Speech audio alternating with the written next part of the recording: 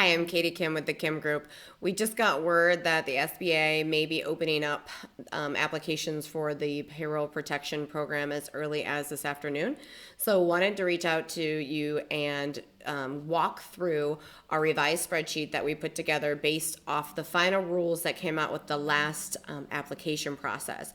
So we're going to dig right in. We're going to go through our slides real quick, and then we'll get not only to the spreadsheet, we revised it. We're going to talk about a couple of the SBA frequently asked questions. Will hopefully clarify some of the unknowns that you had maybe when you went through the process. And then we're actually going to show you the application and walk you through what it is to fill out and how to get through it. Definitely, if there's nothing else, contact your banker immediately to see if your bank is actually taking applications in case the SBA program, the Sba Ppp program opens back up, or if it gets funded as well, because there's a couple things that might happen. They may open up the process for applications, let people apply, and then vote on the funding. They may wait till it gets funded. So you want to make sure you get your application into the bank, make sure that they're taking them, and make sure that they'll review them and have them in the queue ready to go once those applications submit.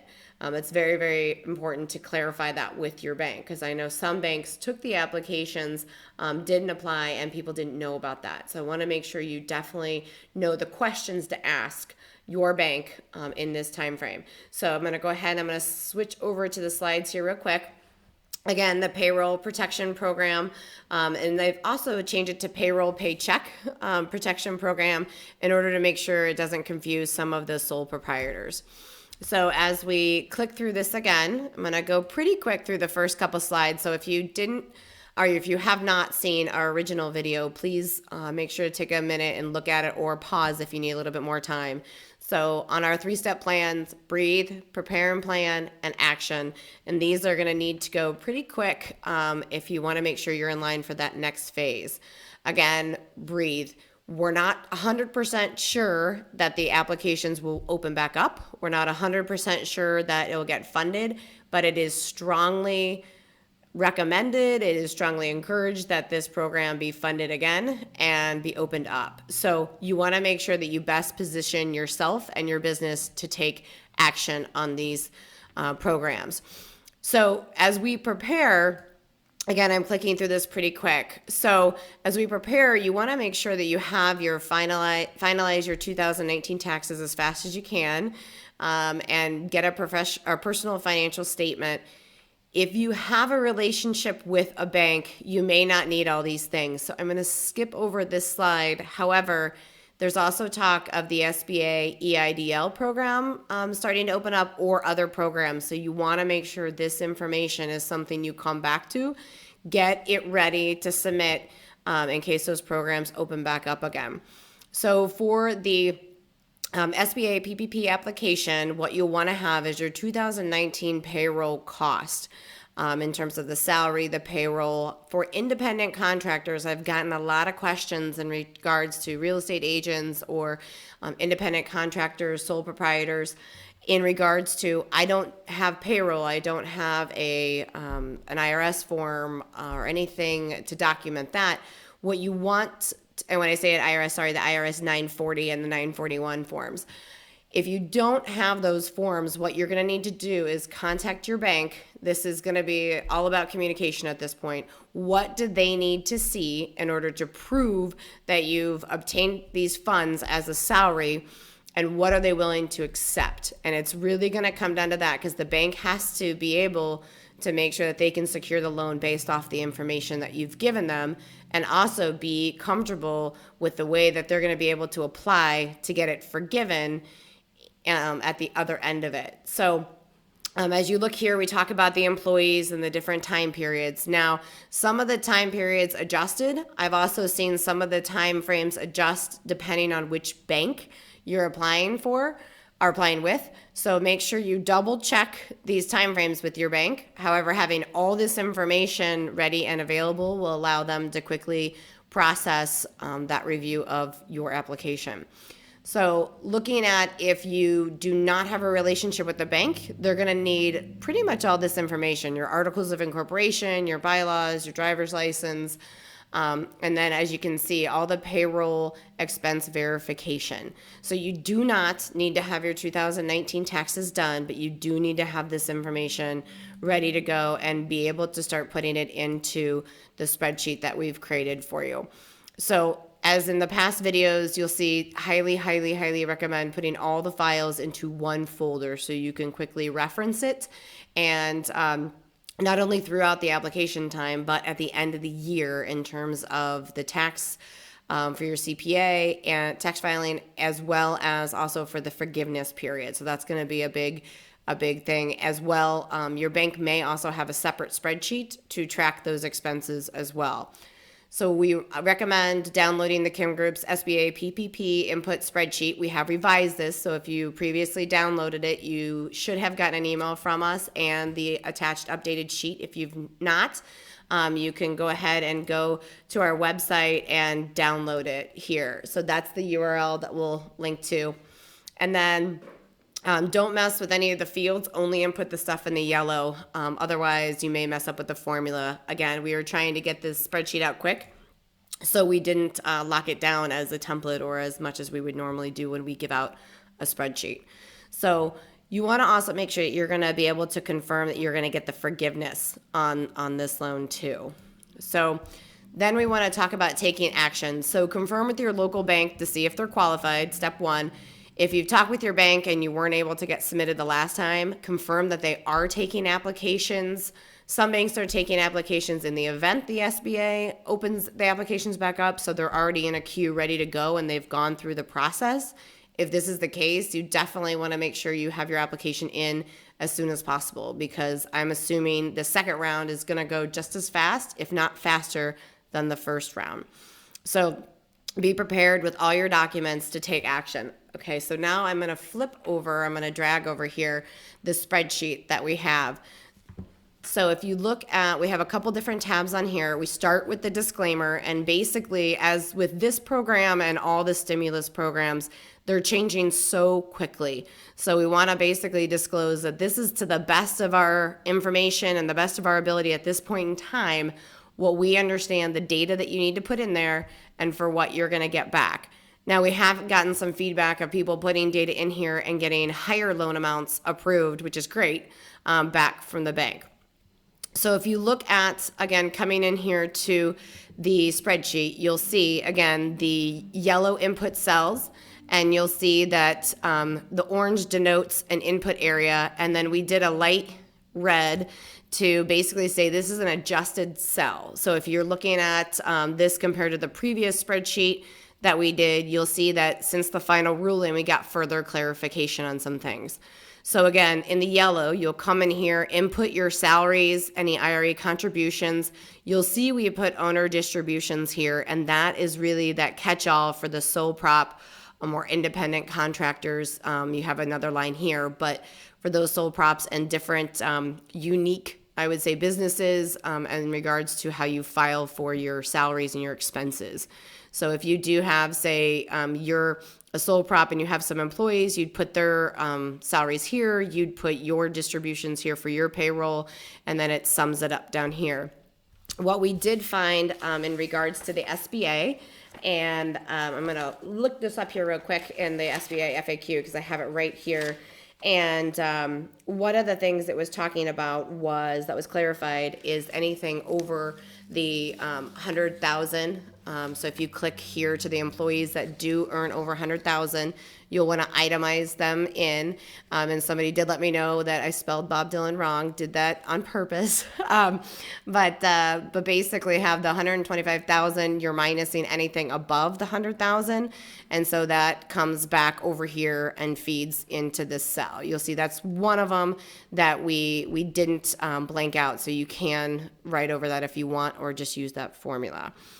You'll see that we did delete a line here for the payroll taxes for the employee in regards to the FAQ that we got from the SBA. One of the questions was, how should the borrower account for federal taxes when determining the payroll cost for the maximum loan amount? And so it says, under the Act, the payroll costs are calculated on a gross basis without regard to federal taxes imposed or withheld, such as employees or employers' share of Federal Insurance Contributions Act, FICA, and income taxes required to be withheld by employees. As a result, the payroll costs are not reduced by taxes imposed on an employee and required to be withheld by the employer.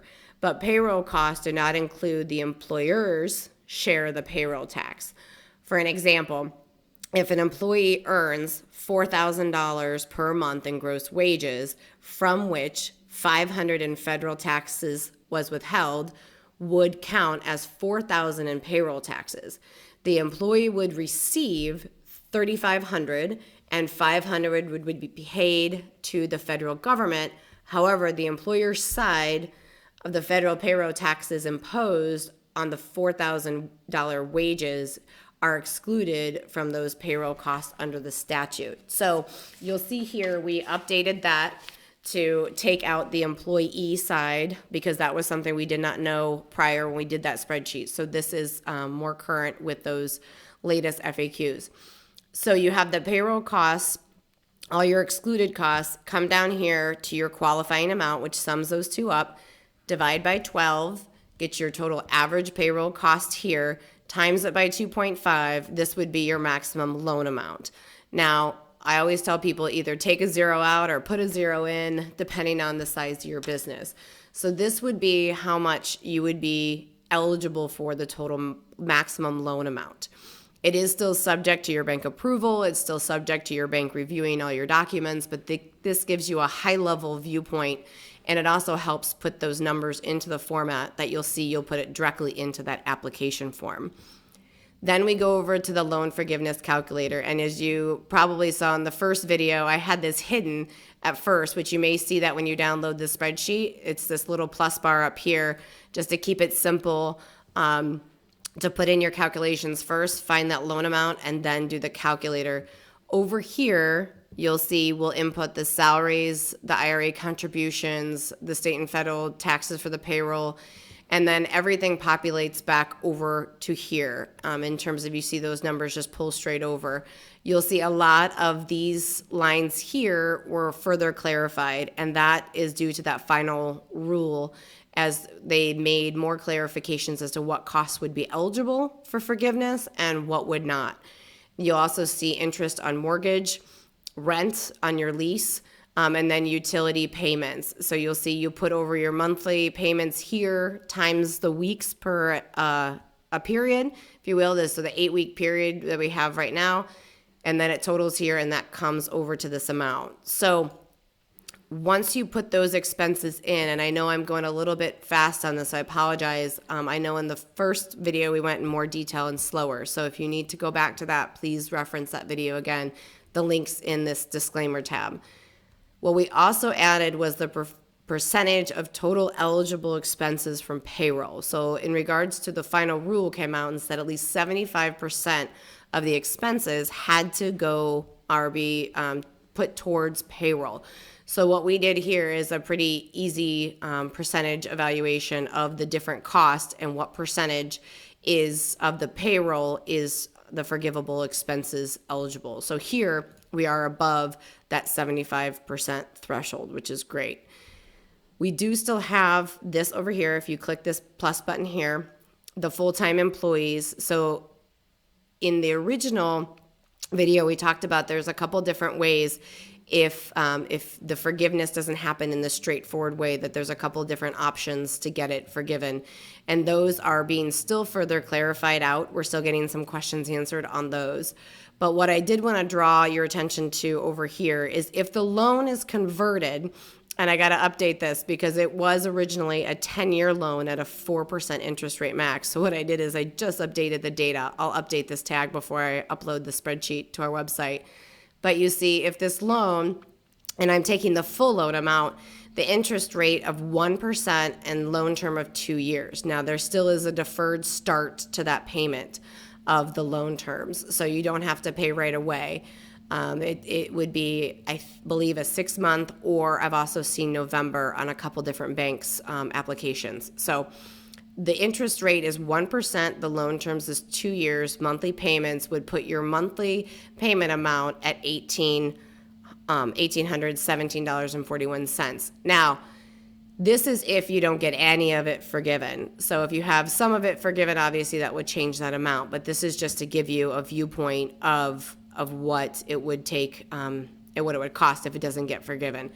So that's a pretty high level of the spreadsheet. I'm going to drag over now the Paycheck Protection Program application, and I'm going to try and zoom in here. So this is the final application from the prior package that came out. So this here is the one indicator to know you have the final application, because the check boxes up here, originally there was only like 4 or 5. So the final one came out, and now you have the details of the S Corp, the C Corp, the partnership. So you fill in your legal name, your trade name, business, your tax ID, all your primary contact information. And then you'll see here, this is the average monthly payroll. So you'll want to come over to your spreadsheet here and be able to type in that number exactly right here. And so then you times it by, I don't know why that's showing up so big, but you want to be able to times that by the 2.5, which is right here, which gives you your final loan amount. So you'll want to be putting that right in there. And then your number of employees, which you'll see we had down here into that spreadsheet. So I'm going to come back over here. So you want to put that in there. So say you had 4 employees, and then the purpose of the loan. So if it's for all of it, I mean, put all of it in there, check those boxes.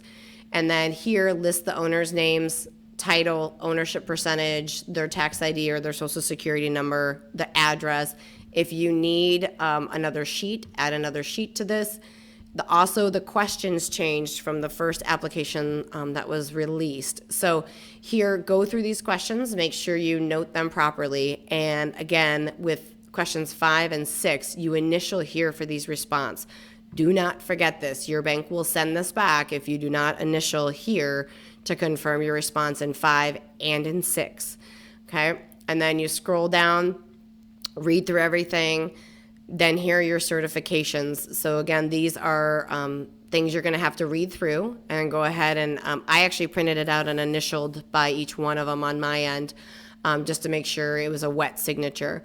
So once you get through that, sign it, print it, date it, put your title, and that's the application. You'll see that there's 2 more pages, and this really helps you walk through the instructions on completing that form and answers any questions you may have, references certain acts and orders, executive orders, and all those details. But really, the application is 2 pages. Now you will have to provide some of that backup data we talk about, your IRS 940, 941s.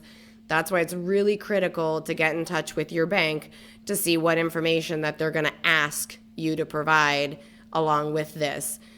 What we're hearing, again, is that the applications are going to open back up. So I wanted to make sure we took time, went through the revised application for you, and actually talked about some of the revised changes in the spreadsheet that we have up there for you to use and get that out.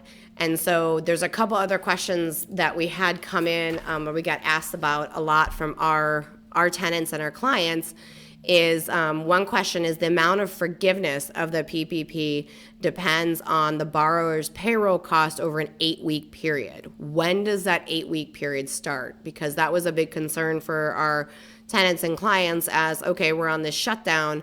I want to get this loan, but if this loan is also for payroll and I can't hire people back, what time frame do I have? And so the answer that was given is the 8-week period begins the date the lender makes the first disbursement of the PPP loan to the borrower. The lender must make the first disbursement of the loan no later than 10 calendar days from the date of approval. And that was from questions published on April 8th, 2020 from the SBA Frequently Asked Questions. So you have 10 days from the point when your loan is approved by the SBA and the funds are dispersed. So that's the disbursement date, not necessarily when you get the approval.